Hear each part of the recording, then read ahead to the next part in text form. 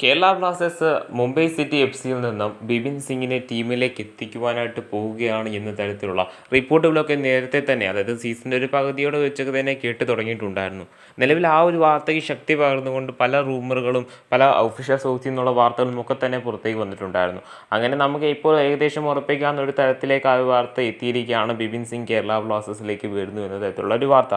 ഇദ്ദേഹത്തെ ടീമിലേക്ക് എത്തിക്കുകയാണെന്നുണ്ടെങ്കിൽ അത് കേരള ബ്ലാസ്റ്റേഴ്സിന് വളരെയധികം ഗുണം ചെയ്യും. പക്ഷേ നിലവിൽ അദ്ദേഹത്തിൻ്റെ ഫോം ഔട്ട് അഥവാ അവസരമില്ലായ്മ, അതായത് മുംബൈ സിറ്റി എഫ് സിയിലെ അവസരമില്ലായ്മയാണ് അദ്ദേഹത്തെ കേരള ബ്ലാസ്റ്റേഴ്സിൽ എത്തിക്കുവാനായിട്ടുള്ള സാധ്യതകൾ കൂട്ടിയിട്ടുമുള്ളത് എന്ന് എടുത്തു പറയേണ്ട ഒരു കാര്യമാണ്. എങ്കിൽ പോലും കഴിഞ്ഞു പോയ, അതായത് മുംബൈ സിറ്റിയുടെ പല സൂപ്പർ കപ്പിലെ പല മത്സരങ്ങളിലും അദ്ദേഹം മിന്നിത്തിളങ്ങിയിട്ടുണ്ട്. അദ്ദേഹം ഗോളുകളും സൂപ്പർ കപ്പിൽ ഈ നടക്കുന്ന സൂപ്പർ കപ്പിൽ നേടിയിട്ടുമുണ്ട്. ഇനി എന്തൊക്കെയായാലും അദ്ദേഹത്തെ ടീമിലേക്ക് എത്തിക്കുകയാണെന്നുണ്ടെങ്കിൽ, അതായത് ബിപിൻ സിംഗിനെ ടീമിലേക്ക് എത്തിക്കുകയാണെന്നുണ്ടെങ്കിൽ കേരള ബ്ലാസ്റ്റേഴ്സിൻ്റെ വിങ്ങിൽ ഒരു മികച്ച ഒരു എക്സ്പീരിയൻസ് ഉള്ള ഒരു ഇന്ത്യൻ വിങ്ങറിനെ കേരള ബ്ലാസ്റ്റേഴ്സിന് ലഭിക്കുമെന്ന കാര്യത്തിൽ സംശയമൊന്നും വേണ്ട. എങ്കിൽ പോലും അടുത്തൊരു റിപ്പോർട്ടാണ് എഡ്മണ്ട് കേരള ബ്ലാസ്റ്റേഴ്സിലേക്ക് വരുന്നു എന്നൊരു കാര്യം. നമുക്കറിയാം, എഡ്മണ്ടിനെ പോലെ ഒരു നല്ലൊരു സ്ട്രൈക്കറിന്, അത് ഇന്ത്യൻ സ്ട്രൈക്കറിൻ്റെ അഭാവം കേരള ബ്ലാസ്റ്റേഴ്സിനുണ്ടായിരുന്നു.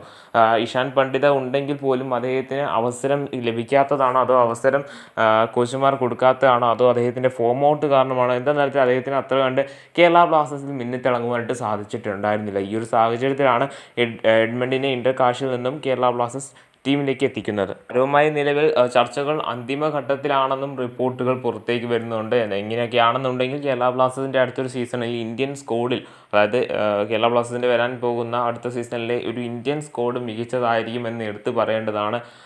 അതിനാൽ തന്നെ കേരള ബ്ലാസ്റ്റേഴ്സിന് നല്ല നല്ല പ്ലേയേഴ്സിനെ ഇനിയും ടീമിലേക്ക് എത്തിക്കൊണ്ട് സാധിക്കട്ടെ എന്ന് നമുക്ക് പ്രതീക്ഷിക്കാം.